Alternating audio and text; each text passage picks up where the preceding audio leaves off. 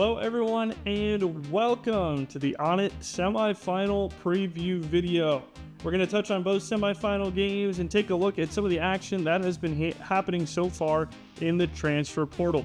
Before we begin, please hit that subscribe button if you haven't already so you don't miss any of our future videos here on the channel, and hit that bell to get notified as well when we post new videos.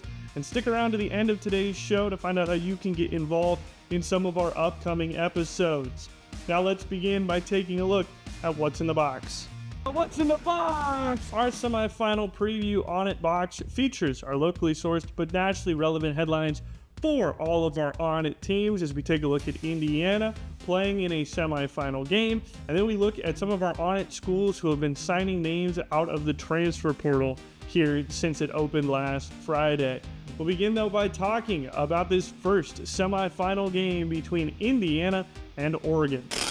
The first playoff semifinal we are talking about is the Peach Bowl, coming to us from Atlanta, Georgia, 7:30 Eastern Time on ESPN Friday night between number 1 Indiana and number 5 Oregon. Like many games in this playoff, this is a rematch of a regular season game that we saw in Eugene, Oregon, where the Indiana Hoosiers went into Autzen Stadium and beat the Ducks 30-20 in the regular season in a Big Ten conference game. Rematches have not been very kind, though, to teams in this playoff. Outside of Ole Miss beating Tulane for the second time this season, we've seen Alabama get revenge on Oklahoma. We saw Ole Miss get revenge on Georgia, and now Indiana is facing an Oregon team that wants to get revenge on them. Indiana just cakewalked Alabama in the Rose Bowl to get here 38-3, a monumentous victory over the Crimson Tide for Indiana. It was just too easy for them. For the Ducks, almost a similar vein, 23-0. They steamrolled Texas Tech in the Orange Bowl. That's how both teams got here. And now a familiar matchup, teams that saw each other earlier this year. The Ducks had a blueprint to beat Indiana. They came very close to doing it. It was a lot of the same stuff that Iowa did, that Penn State did, that Ohio State did to try to get close with this Indiana team. But there's a lot you have to overcome if you want to beat Indiana. First of all, they've got the Heisman winner, Fernando Mendoza, one of the best quarterbacks in the country. Calm, cool, collected, stays steady under pressure, and he's got a clutch gene that you can't say for a lot of other guys. Just when they need big plays, when they need big throws, Mendoza is that guy. Then they're incredibly well coached is Indiana. Kurt Cinetti has got this team really disciplined. They don't commit a lot of penalties. They don't get themselves in bad situations. They stay focused no matter what is going on. When things are crumbling around them, they stay focused. They don't shoot themselves in the foot that often with the penalties or with the turnovers. And in fact, they have one of the best turnover margins in the country. Indiana protects the football. They don't put it on the ground. Mendoza doesn't make a whole lot of risky throws. They protect the football, and then the defense takes the football away from teams. So for Oregon, you got to keep up with Mendoza. You got to keep up in the penalties, and then you have to keep up in the turnover department. All of those things have to go right for Oregon if they want to stay in this game. And then you have to find a way to win the game if you're the Ducks. And the thing for the Ducks that might help them more so than any other team this year is that they are really fully healthy. Dante Moore, fully healthy. Kenyon Sadiq, matchup nightmare at the tight end position. He reminds me a lot of a guy out of Bowling Green who went to the NFL last year, Harold Fanning Jr., who just had an amazing rookie season.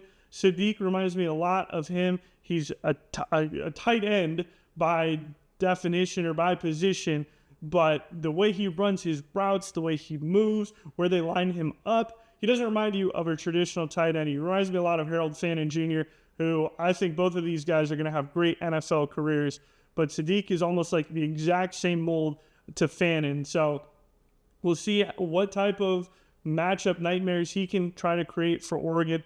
And then again, the defense has gotten healthier. Some of the skill players have come back. Depth pieces have returned for Oregon. This is the best that they have been at any point this season. And so if they are going to match up with Indiana and take down Indiana, this would be the time for Oregon. But again, you have to have everything go right for you, because this is an Indiana team. I know through a lot of the year, people were asking, you know, when's the bubble going to burst? When's this story going to come to an end?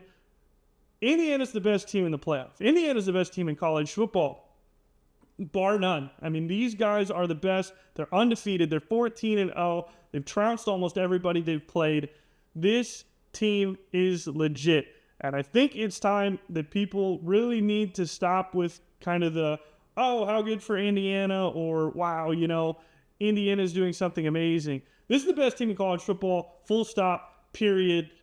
They are the favorites to win this whole thing, and there's reasons for that we've discussed. So it's not just a magical Cinderella run for Indiana. You know, last year people said that, and then they got beat by Notre Dame. Sure, last year it was a magical Cinderella run. This year, make no mistake, this is the best team in college football. They've got some of the most talent. They're winning in the transfer portal already because people want to come play for the Hoosiers. They want to play for Cignetti. This team is legit. If Oregon can get through them, they will certainly be the favorite to win the national championship. But this is the semifinal that I think is going to be explosive, and really looking forward to this rematch Friday night, 7:30 on ESPN. And our second playoff game to see who else will make it to the national championship is going to be played out in Glendale, Arizona in the Fiesta Bowl. It's number 6 Ole Miss versus number 10 Miami. One of these two teams will play for a national title. Really insane when you look at this lower half of the bracket. I don't think anybody expected or anticipated these two teams to be the teams to make it through. A lot of people had Miami written off when they had to go to College Station and play against Texas A&M, and boy, did they prove everyone wrong. Hard defensive affair. A&M had only suffered one loss to that point to the season, which was to a Texas team that certainly had made their case that they could have been potentially a playoff team had they not had that devastating loss to Florida. They probably would have been in the playoff. A&M had lost to Texas, and then Miami goes in there, beats Texas A&M, advances to a game against Ohio State. They're written off against Ohio State too. You look at Ohio State, people said, well, their only loss all year is to Indiana. Indiana's the best team in the country. Ohio State should handle their business against Miami. They've been dominant all season long. Defense is elite. Miami gets it done, 24-14. 14 points in the first half compared to none for Ohio State. That ends up being the difference in the ball game. And so Miami finds themselves here on the precipice of playing for a national title, something they haven't done in more than 20 years. And they get to go up against an Ole Miss team that nobody thought would be here either. Ole Miss got their rematch against Tulane in the first round, handled their business easily at home in Oxford, Mississippi, even without their head coach, Lane Kiffin, who had led them all this way to the playoff, departs after the last game of the regular season. New coaching staff comes in, or at least a new head coach in Pete Golding. He comes in, revitalizes Ole Miss, takes them into the Sugar Bowl against Georgia, a team they lost to in the regular season, with Lane Kiffin at the helm. They go down. Georgia looks like they've, got Ole Miss figured out yet again. And then in the second half, adjustments galore from this coaching staff for Ole Miss that have really been kind of cobbled together, with Lane Kiffin himself leaving, taking some assistants. Some assistants are back. There's this whole kind of controversy of who is coaching for Ole Miss right now, and they say, we don't care. We're going to get it done. They beat Georgia on a last-second field goal, get a safety at the end for added measure to win 39-34, and they go into a matchup against a Miami team where both of these teams have been the underdog. Both of them have been picked against multiple times this season. They know what it's like to be backs against the wall, fighting for your lives, and one of them is going to go play for a national championship against arguably the two best teams left in the whole of the playoff in Indiana or Oregon out of the Big Ten. So it'll be a Big Ten versus either SEC or ACC championship game, but I'm looking forward to this one. Miami is elite on the line. In the trenches, that's where Miami wins. They have 2 elite pass rushers. They have maybe the best offensive tackle in all of college football. And Ole Miss has elite team speed. They can run you out of the building in a hurry. They can run, hurry up very effectively. Trinidad Chambliss is a star, a guy who wasn't even playing Division I football last year. Ole Miss went out and found him, and look at what he's been able to do for this team. Then you got a guy like K'Wan Lacey in the backfield, very elusive back, power, speed, the full combo. He's announced he's coming back to Ole Miss next season, so the Rebels will be very excited for that. But this is just an Ole Miss team that can tire you out, and when your strength is on the line, if you get tired there, especially on the defensive side, it means your pass rush is less effective. That's how Miami was able to beat Ohio State. Can Ole Miss slow down the pass rush by running the ball effectively and then picking up the tempo to tire out a guy like Harold Bain? We'll see. That, I think, is going to be the key in this game in our other semifinal. This is Thursday night, 7:30, also on ESPN from the Fiesta Bowl. And we should have 2 great semifinals setting us up for an amazing national championship. Now let's take a look at some of the teams for ONIT that have been making splashes in the transfer portal and look at some of these early signings. Here's a look at some names who have committed to our ONIT schools so far here in the transfer portal. It only opened up on Friday of last week, but we've already seen some big names coming through the portal. Josh Hoover from TCU to Indiana, huge quarterback commit there, especially for an Indiana team that thinks they're going to lose Fernando Mendoza, more than likely to the Las Vegas Raiders if he does declare for the NFL draft. At the moment, he's probably the number 1 quarterback off the board, but you never know how offseason workouts, pro days, combines can change rankings. I mean, look back to 2020, Zach Wilson rocketed up draft boards thanks to his performance at pro day.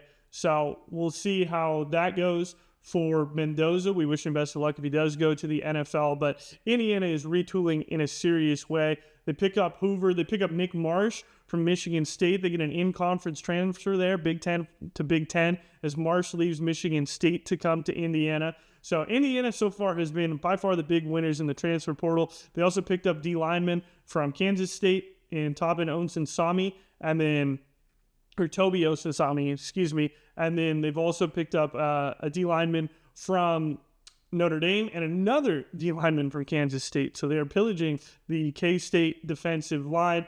Amarion Miller going to Arizona State from Colorado. That's a huge get for the Sun Devils as well. They're losing Jordan Tyson to the NFL draft. So Miller coming in there, a 4-star recruit, could be the next Tyson potentially for the Sun Devils as they try to figure out their quarterback situation still, as Sam Levitt is in the portal, and as of the time of recording this video, he hasn't committed anywhere yet. You also have a couple players going to Penn State. Rocco Becht, following his head coach Matt Campbell, he's going to Penn State. Same with Benjamin Brahmer, the 4-star tight end, going from Iowa State to Penn State. So a couple of big pickups there. Hollywood Smothers, 4-star running back from North Carolina State, is going to Alabama.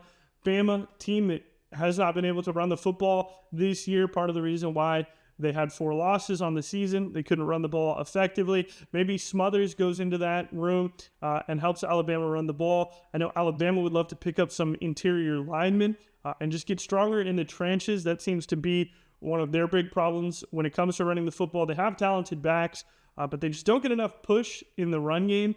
They're great at pass blocking, but there just is a disconnect there. So they'd love to pick up some O-linemen. I think they could help them run the football. Another NC State transfer, Terrell Anderson, 4-star wide receiver from North Carolina State, going to USC. They're losing Mekhi Lemon and Jacoby Lane. That's a big get for the Trojans as well. So a lot of moves have been made in this transfer portal already. Of course, as it is in college football, we're going to have very much new look rosters in 2026 for a lot of our ONIT teams. So let us know down in the comments below who you'd like to see sign for one of our ONIT schools that's potentially in the transfer portal right now.